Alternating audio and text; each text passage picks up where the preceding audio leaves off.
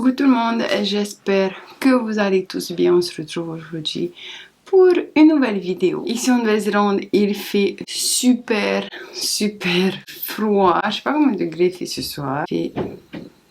Bon, ça va. Il fait 13 degrés, mais j'ai froid. Et j'aime bien ce temps en fait.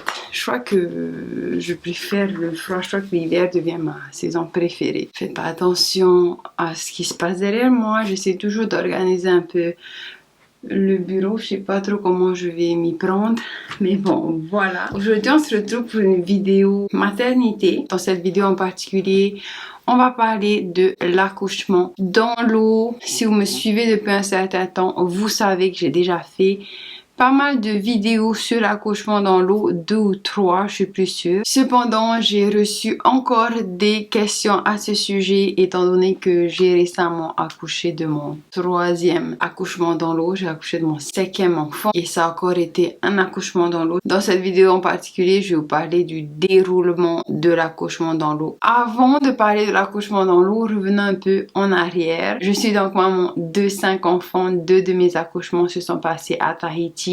C'était un accouchement traditionnel où j'étais à l'hôpital et j'ai accouché sur un lit d'accouchement avec les perfusions, avec le monitoring sur mon ventre, comme tout le monde. Et j'ai eu 3 accouchements ici en Nouvelle-Zélande où là j'ai accouché dans l'eau. Chaque accouchement est très différent et je pense que si vous êtes maman de plusieurs enfants, vous le savez. Moi j'ai eu 3 sages-femmes différentes et bien qu'il y a eu quelques petites différences par rapport aux sages-femmes, en gros, c'était toujours pareil. Alors, déjà, avant de décider de faire un accouchement dans l'eau, donc je parle bien sûr par expérience, ça peut être différent pour vous. D'ailleurs, si ça a été différent pour vous, n'hésitez pas à mettre ça en commentaire. Et pour ma part, les sages-femmes ont voulu savoir déjà si j'avais déjà eu des accouchements précédents et si j'avais eu des complications précédentes. Si c'est votre premier bébé, ils vont vérifier que vous êtes en bonne santé et que bébé est en bonne santé, qu'il n'y ait aucun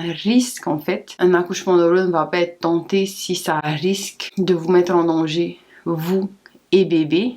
Évidemment. Ensuite, jusqu'au dernier moment, ils vont donc surveiller bébé, bien mesurer bébé. Est-ce que bébé a la tête assez petite pour passer dans votre bassin, toutes ces choses-là. Si le placenta n'empêche pas bébé de sortir, pour être sûr qu'il n'y a pas de complications. Le problème avec l'accouchement dans l'eau, c'est qu'en fait, il se passe souvent dans des maisons d'accouchement. En tout cas, c'était le cas pour moi, ou alors à la maison. Et les sages-femmes ne sont pas forcément équipées au cas où il y a un gros problème. Et donc là, on m'a prévenu si jamais il y a un souci, c'est l'ambulance qui vient et on m'envoie directement à l'hôpital. Donc un accouchement dans l'eau, il est sous-entendu que tout se passerait bien. Ensuite, lorsque le jour de l'accouchement vient, le début du travail, le pré-travail se passe à la maison et vous n'allez à la maternité que quand les contractions sont vraiment proches.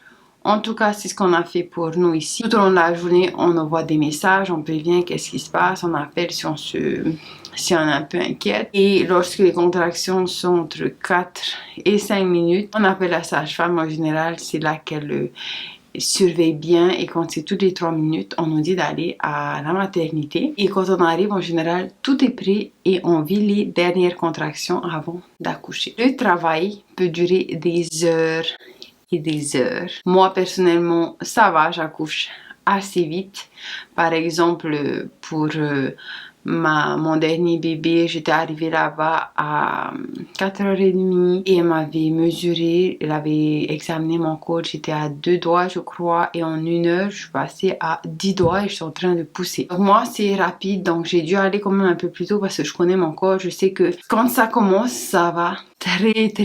J'avais pas envie d'accoucher dans la voiture, tout simplement. Donc vous vous rendez à la maternité pour les dernières heures de travail. Et ici en fait, ça attend qu'on accouche dans les heures qui suivent, genre 1 ou 2 heures. Sinon, on peut même nous ramener à la maison si le travail n'est pas assez avancé. Moi, quand je suis arrivée, elle pensait que j'étais trop tôt. Je lui ai expliqué mon cas et donc elle m'a gardé 1 heure et elle a bien fait puisque je suis en train d'accoucher. Lorsqu'on accouche dans l'eau, on n'entre pas dans l'eau directement, on continue à supporter nos contractions hors de l'eau. La seule différence à ce stade, c'est qu'on n'a pas le monitoring et on n'a pas la perfusion. Par contre, la sage-femme vient régulièrement écouter le cœur de bébé et prendre notre tension pour savoir si tout se passe bien. Le moment où on peut aller dans l'eau, c'est quand on a au moins 5 cm de dilatation, 5 doigts. D'ailleurs, une question qui m'a beaucoup été posée.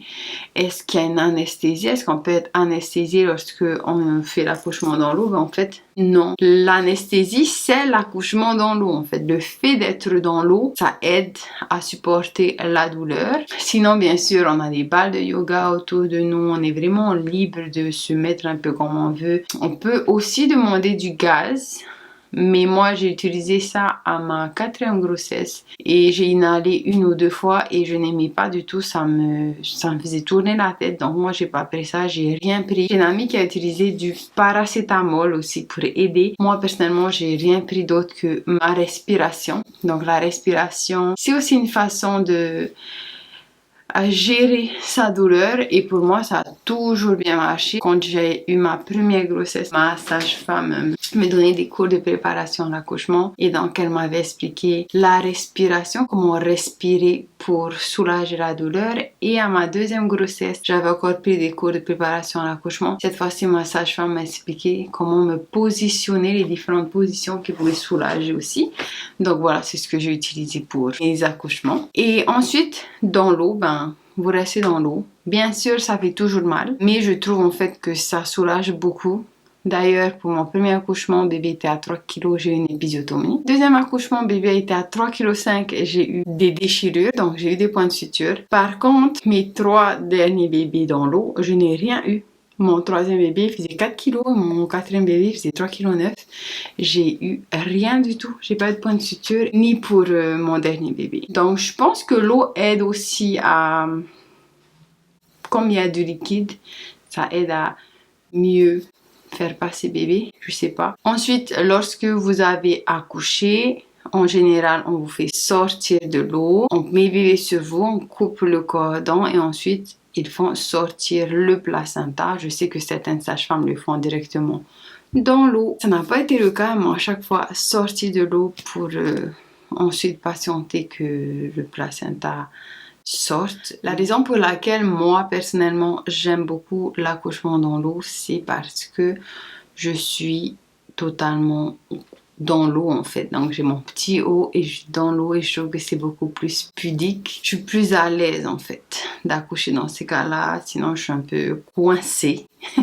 D'ailleurs, si vous connaissez, vous savez, je suis assez réservée, pas très à l'aise. Bien que avec la douleur et tout, on sent plus rien. Mais rien que l'idée d'accouchement, ça me met mal à l'aise. Même si je sais que les sages-femmes, elles sont super gentilles, qu'elles sont là que pour nous aider. Donc j'aime bien être dans l'eau pour ça. Et de deux, c'est naturel et c'est une façon de soulager la douleur naturellement. Et qui ne veut pas un soulagement de la douleur pendant l'accouchement. Ensuite, lorsque tout ça est fini ici en Nouvelle-Zélande, on peut rentrer chez nous à peu près 2 heures après l'accouchement si tout va bien, c'est-à-dire on demande d'aller au bain, on voit si on saigne pas trop, on demande d'aller aux toilettes au moins 2 fois, voir si tout se passe bien, donc si les organes reprennent bien leur place et ensuite on peut rentrer chez nous ou alors on peut rester quelques jours jusqu'à 4 jours à la maternité.